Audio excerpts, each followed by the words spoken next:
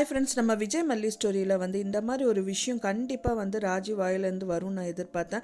So அதே தான் வந்துட்டு அவங்களும் பண்ண போகிறாங்க அப்படின்னே சொல்லலாம். ஏன்னா வந்து பார்த்திங்கன்னா அவங்களோட லாயர் வச்சு அவங்க பேசிகிட்டு இருக்காங்க.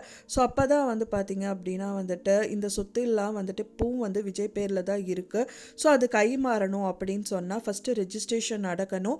ஸோ அதுக்கு வந்து பார்த்திங்கன்னா அவங்க அண்ணா வந்து அதாவது அவங்க ஒய்ஃபோட அண்ணா ஆப்ரேஷனுக்காக தானே அவர் வந்து பணம் கேட்டார். ஸோ அந்த பணத்தை வந்து நீங்கள் கொடுக்குறதா சொல்லுங்கள், ஏன்னா கொடுக்குற மாதிரி கொடுத்துட்டு அவர்கிட்ட இருந்துட்டு அந்த சைன் வந்து வாங்கிக்கோங்க அப்படிங்கிற மாதிரி சொல்கிறாங்க. அதை கேட்டவுடனே ராஜி வந்துட்டு முழிச்சிட்ருக்காங்க. அவங்க தம்பியை வந்து கிண்டல் பண்ணி கேலி பண்ணி அங்கேருந்து அனுப்பி வச்சிடுறாங்க. அப்படின்னாலும் சரியான கடுப்பில் தான் வந்துட்டு வீட்டுக்கும் போயிருக்காரு. அதே டென்ஷனில் உள்ளே பூரும்போது தான் இந்த ரேணுகா பற்றி அதாவது வந்து பார்த்திங்க அப்படின்னா இந்த சுடரை பற்றியெல்லாம் வந்துட்டு சொல்லிகிட்டு இருக்காங்க. அதுவும் வந்து பார்த்திங்கன்னா அவங்க ரொம்பவே பிரச்சனை பண்ணிகிட்டு இருக்காங்க. அண்ட் தென் மனோகரோட கையை கடிச்சிட்டாங்க அப்படிங்கிற மாதிரியெல்லாம் வந்துட்டு மல்லி சொல்லிகிட்டு இருக்காங்க. ஸோ அதுக்கப்புறம் வந்துட்டு இந்த சுடரை வந்து ரூமில் போட்டு லாக் பண்ணிவிட்டு இவங்க 3 பேரும் பேசிகிட்டு இருக்காங்க.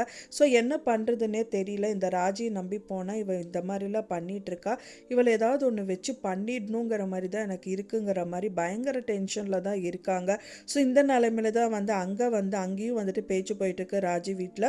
ஸோ ராஜி கண்டிப்பாக என்ன பண்ணுவாங்க, இப்போ இருக்கிறது வந்து பார்த்திங்கன்னா சின்ன மீனை வச்சு பெரிய மீனை வந்து பிடிக்கணுங்கிற மாதிரி தான் அவங்களும் பிளான் பண்ணுவாங்க. ஏன்னா அவனுக்கு தேவை வந்து பார்த்திங்கன்னா பணம் தானே. ஸோ அந்த பணத்தை வந்து இப்போ நான் கொடுத்துடலாம், பட் அதுக்கப்புறம் வந்துட்டு அவனுக்கு சொத்து வந்து ஃபுல்லாக அவன் கையிலே நம்ம எழுதி வாங்கிடலாம் அப்படிங்கிற ஒரு எண்ணத்தில் தான் வந்து ராஜி இருப்பாங்க. அவங்க வந்து பார்த்திங்கன்னா கதிரேஷனோட டெண்டர் வரணும்னு சொல்லிட்டு இப்போ அவங்களோட பொண்ணு 2வது பொண்ணான இவங்க நிஷாவையெல்லாம் வந்துட்டு அவங்களையும் கூட்டிகிட்டு அவங்க வசப்படுத்திட்டு நிறைய விஷயங்கள் பண்ணாங்க. ஆனால் அதுவும் வந்து பார்த்திங்கன்னா கதிரேஷன் கைக்கே வந்து போயிடுச்சு அப்படின்னே சொல்லலாம். ஸோ அதனால அந்த விஷயம் எதுவும் நடக்கலைங்கனால கண்டிப்பாக வந்து காசுன்னு தான் இருப்பாங்க. ஸோ அதுக்காக வந்து எப்படியாவது தம்பிக்கிட்ட சைன் வாங்கிடணும் அப்படின்னு சொல்லிட்டு தான் இந்த மாதிரி விஷயங்கள்ல எல்லாம் பண்ணுவாங்க அப்படின்னு தான் எதிர்பார்க்கப்படுது.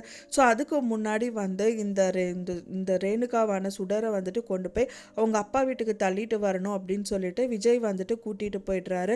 ஸோ என்ன பண்ணுறதுன்னே தெரியாம தான் வந்துட்டு அந்த சூழ்நிலையில் உட்காந்துட்டு இருக்காரு. ஸோ அப்பவும் வந்துட்டு பார்த்தீங்கன்னா வந்துட்டு இந்த சொத்தை கண்டிப்பாக வந்துட்டு அவள் கைக்கு போக விடக்கூடாது ஏதோ மாதிரி பேசும்போது இந்த சொத்தெல்லாம் இப்போ பெரிய பிரச்சனையெல்லாம் கிடையாதுங்க, இப்போ இருக்கிற சுச்சுவேஷனை வேறங்கிற மாதிரி மல்லி வந்து சொல்லிட்டு இருக்காங்க. மெயினாக வந்து அவங்க அண்ணாவை பொழைக்க வைக்கணும், அந்த ஆப்ரேஷனுக்கு காசு வேணும் அப்படிங்கிற ஒரு குறிக்கோளில் தான் வந்துட்டு எபிசோட்ஸ் எல்லாம் போயிட்டுருக்கு. ஸோ கூடிய விரைவிலே வந்து பார்த்திங்கன்னா இந்த ராஜி வந்து கண்டிப்பாக அவங்க தம்பிக்கிட்ட போய் நிற்க தான் போகிறாங்க, தம்பிக்கிட்ட சைன் பண்ணுன்னு சொல்லி கேட்க தான் போகிறாங்க. ஸோ ஆனால் விஜய் என்னதான் பண்ண போகிறாரு அப்படிங்கிறது தான் செக் பாயிண்டில் இருக்குது. கண்டிப்பாக விஜய் வந்து இந்த டயத்தில் கண்டிப்பாக சைன் பண்ணவே கூடாது அப்படின்னு தான் நினைக்கிறேன் ஃப்ரெண்ட்ஸ். அவரே ஒரு வார்த்தை விடுறாரு, அது வந்து அப்பாவோட சொத்துன்னு சொல்லிட்டு இருக்கா. அவள் அப்பாவோட சொத்தே இருந்தாலும் அதில் நான் நிறைய சம்பாதிச்சிருக்கேன், அதெல்லாம் என்னோட முயற்சியில் தான் நான் நிறையாவே சம்பாதிச்சு வச்சுருக்கேன், அதுக்காக தான் நான் போய் நின்றுட்டுருக்கேன். ஸோ அது கூட நான் கேட்காம அட்லீஸ்ட் ஆபத்துக்கு ஹெல்ப் பண்ணுங்க அப்படின்னு சொல்லிட்டு தான் நான் நின்னா, இவன் இந்த மாதிரி எல்லாம் பேசுகிறாள் அப்படிங்கிற மாதிரி தான் வந்து கடுப்பாயிட்டு நின்றுட்டுருக்காரு. ஸோ அதையே மனசில் வச்சுட்டு அதை சைன் பண்ணாமல் விட்டுட்டு அவரோட சொந்த சொத்துலேயே வந்துட்டு பார்த்திங்கன்னா ஒரு 10 லட்ச ரூபாய் அவங்க அண்ணாக்காக ஒதுக்கி எல்லாம் பண்ணணும் அப்படிங்கிறது தான் எல்லாரோட விருப்பம் கூட. ஸோ கண்டிப்பாக அவங்க வந்து ராஜி நிற்க தான் போகிறாங்க, அண்ட் தென் அவங்க தம்பியை வந்து ஃபேஸ் பண்ண தான் போகிறாங்க. ஸோ இதில் அவர் என்ன பண்ண போகிறாரு அப்படிங்கிறது தான் ரொம்ப சுவாரஸ்யமாக நடக்க போகுது. இன்னொரு விஷயம் என்ன அப்படின்னா இந்த விஷயத்தில் வந்து அவர் கதிரேஷன் கையை எதிர்பார்க்காம நிற்கிறது அப்படிங்கிறது வந்துட்டு கொஞ்சம் பரவாயில்ல அப்படின்னே சொல்லலாம். ஏன்னா கதிரேஷனோட கையை எதிர்பார்த்தாங்கன்னா அவங்க கேட்கறதுக்கு முன்னாடியே வந்துட்டு அவங்க பிஸ்னஸையே இவரை தான் எடுத்து ரன் பண்ண சொல்லி கதிரேஷன் கேட்குறாரு. பட் ஆனாலும் வந்துட்டு இந்த காசு விஷயத்தில் அவங்க கிட்ட போய் நின்னாங்க அப்படின்னா ரொம்பவே கஷ்டமாக போயிடும். ஏன்னா வந்து பார்த்திங்கன்னா இதுவே வந்து செக் பாயிண்ட்டாக வச்சு அவரும் வந்து பார்த்திங்கன்னா இங்கே இருங்க மாப்பிள்ளை, என்னோட பிஸ்னஸை பாருங்கள், அண்ட் தென் என் பொண்ணை பாருங்கன்னு சொல்லிட்டு டோட்டலாக லாக் பண்ணி உட்கார வச்சிருவார். ஸோ அதுக்காக தான் காரணமாக இருக்கும் அவர் கேட்காம இருக்காது. ஸோ இதுவும் ஒரு விதத்தில் நல்லது தான் அப்படின்னே சொல்லலாம்.